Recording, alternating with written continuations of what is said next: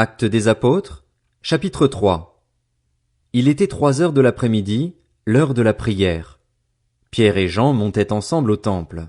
Or, on amenait un homme boiteux de naissance, qu'on installait tous les jours à la porte du temple appelée la Belle pour qu'il demande l'aumône à ceux qui entraient dans le temple.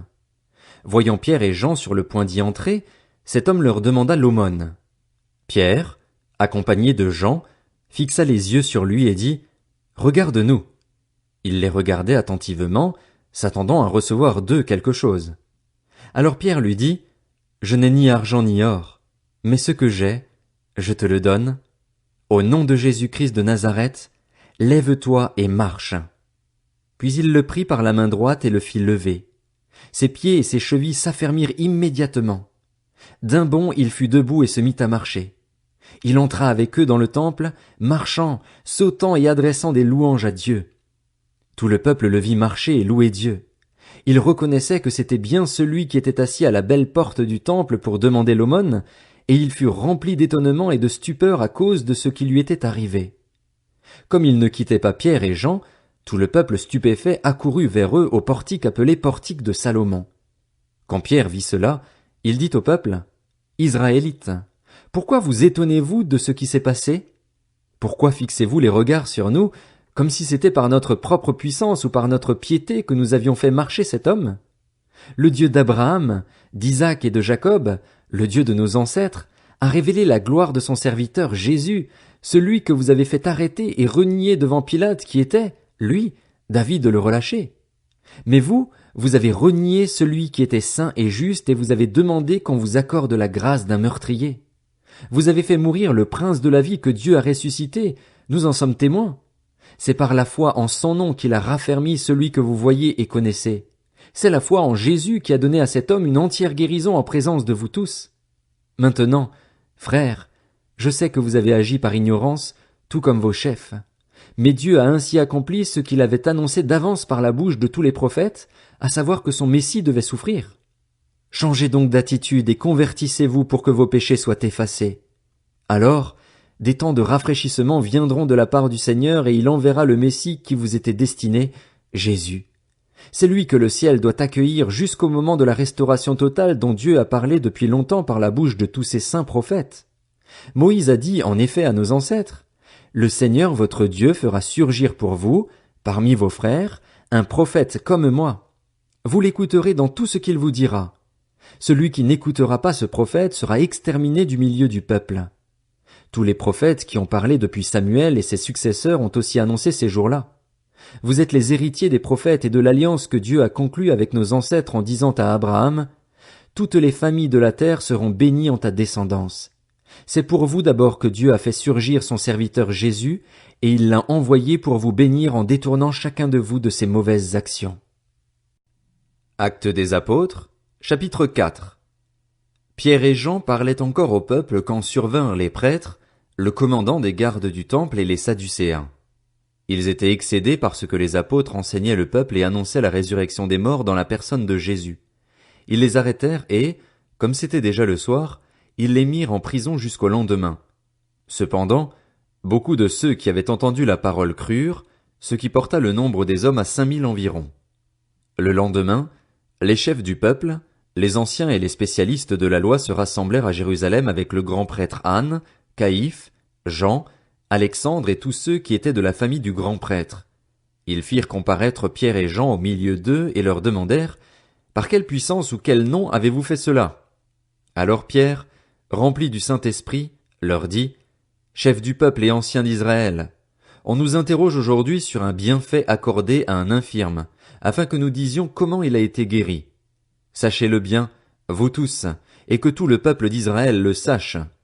C'est par le nom de Jésus-Christ de Nazareth, celui que vous avez crucifié et que Dieu a ressuscité, oui, c'est par lui que cet homme se présente en pleine santé devant vous. Jésus est la pierre rejetée par vous qui construisez et qui est devenue la pierre angulaire. Il n'y a de salut en aucun autre, car il n'y a sous le ciel aucun autre nom qui ait été donné parmi les hommes, par lequel nous devions être sauvés. » Lorsqu'ils virent l'assurance de Pierre et de Jean, ils furent étonnés, car ils savaient que c'étaient des hommes du peuple sans instruction et ils les reconnaissaient pour avoir été avec Jésus. Mais comme ils voyaient debout avec eux l'homme qui avait été guéri, ils n'avaient rien à répliquer. Ils leur ordonnèrent de sortir du Sanhédrin, puis ils délibérèrent entre eux en disant, « Que faire à ces hommes? En effet, ils ont accompli un signe miraculeux et évident, c'est clair pour tous les habitants de Jérusalem et nous ne pouvons pas le nier.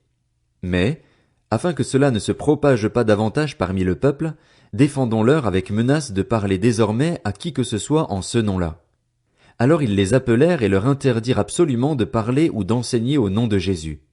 Pierre et Jean leur répondirent, « Est-il juste, devant Dieu, de vous écouter, vous, plutôt que Dieu? Jugez-en vous-même. Quant à nous, nous ne pouvons pas ne pas annoncer ce que nous avons vu et entendu. » Les chefs du peuple leur firent de nouvelles menaces et les relâchèrent.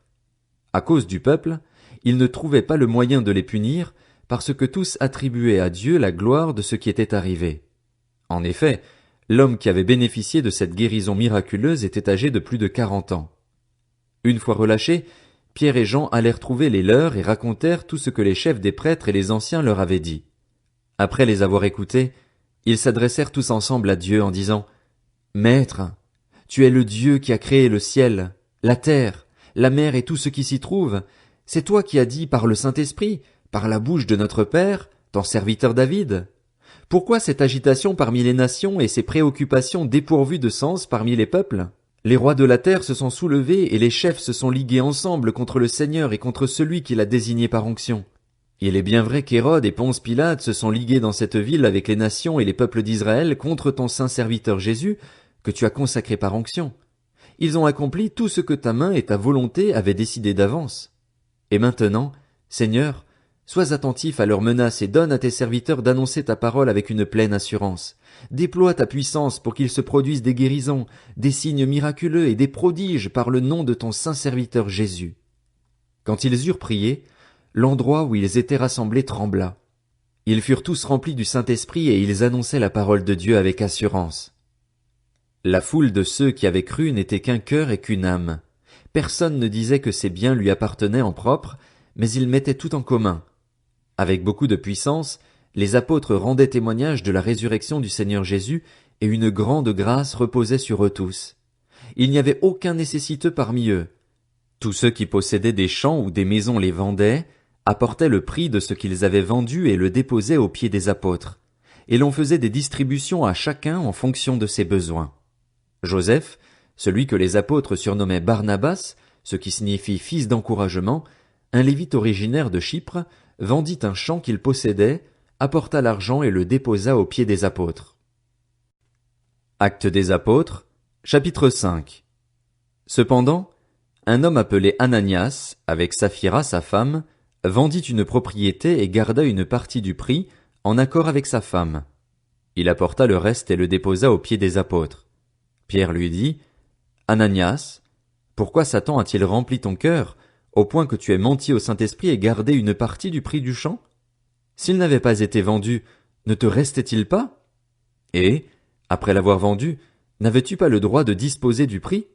Comment as-tu pu former dans ton cœur un projet pareil? Ce n'est pas à des hommes que tu as menti, mais à Dieu. » Quand Ananias entendit ces paroles, il tomba et expira. Une grande crainte s'empara de tous ceux qui l'apprirent. Les jeunes gens se levèrent pour envelopper le corps, puis ils l'emportèrent pour l'enterrer. Environ 3 heures plus tard, sa femme entra sans savoir ce qui était arrivé. Pierre lui adressa la parole. « Dis-moi, est-ce bien à ce prix que vous avez vendu le champ? »« Oui, répondit-elle, c'est à ce prix-là. » Alors Pierre lui dit, « Comment avez-vous pu vous mettre d'accord pour provoquer l'Esprit du Seigneur? Ceux qui ont enterré ton mari sont à la porte et ils vont t'emporter, toi aussi. » Elle tomba immédiatement aux pieds de l'apôtre et expira. Quand les jeunes gens rentrèrent, ils la trouvèrent morte et l'emportèrent pour l'enterrer à côté de son mari. Une grande crainte s'empara de toute l'Église et de tous ceux qui apprirent ces événements. Beaucoup de signes miraculeux et de prodiges se faisaient au milieu du peuple par l'intermédiaire des apôtres. Ils se tenaient tous d'un commun accord au portique de Salomon. Personne d'autre n'osait se joindre à eux, mais le peuple les tenait en grande estime. Le nombre de ceux qui croyaient au Seigneur, hommes et femmes, augmentait de plus en plus. On en venait à sortir les malades dans les rues et à les placer sur des civières et des brancards afin que, lorsque Pierre passerait, son ombre au moins couvre l'un d'eux. Une foule de gens accourait aussi des villes voisines vers Jérusalem. Ils amenaient des malades et des personnes tourmentées par des esprits impurs, et tous étaient guéris. Alors le grand prêtre et tous ceux qui étaient avec lui, c'est-à-dire le parti des Sadducéens, se levèrent, remplis de jalousie. Ils firent arrêter les apôtres et les jetèrent dans la prison publique. Mais, pendant la nuit, un ange du Seigneur ouvrit les portes de la prison, les fit sortir et leur dit, « Allez-y, tenez-vous dans le temple et annoncez au peuple toutes les paroles de la vie nouvelle. » Après avoir entendu cela, ils entrèrent de bonne heure dans le temple et se mirent à enseigner. Quand le grand prêtre et ceux qui étaient avec lui arrivèrent, ils convoquèrent le Sanhédrin et tout le conseil des anciens d'Israël, et ils envoyèrent chercher les apôtres à la prison. Cependant, les gardes, à leur arrivée, ne les trouvèrent pas dans la prison. Ils repartirent et firent leur rapport en disant, « Nous avons trouvé la prison soigneusement fermée et les gardiens devant les portes, mais quand nous avons ouvert, nous n'avons trouvé personne à l'intérieur. » À l'écoute de ces paroles, le commandant des gardes du temple et les chefs des prêtres se montrèrent perplexes, ne sachant que penser de cette affaire. Quelqu'un vint leur dire, « Les hommes que vous avez mis en prison sont dans le temple et enseignent le peuple. » Alors le commandant partit avec les gardes et les ramena, mais sans violence car ils avaient peur d'être lapidés par le peuple. Après les avoir ramenés, ils les présentèrent au Sanhédrin.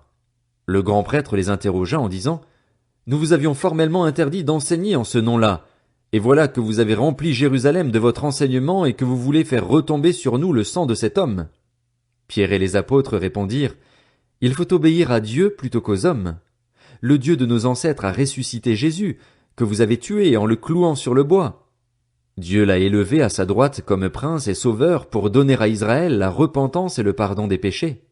Nous sommes témoins de ces événements, de même que le Saint-Esprit que Dieu a donné à ceux qui lui obéissent. » Furieux de ces paroles, il voulait les faire mourir.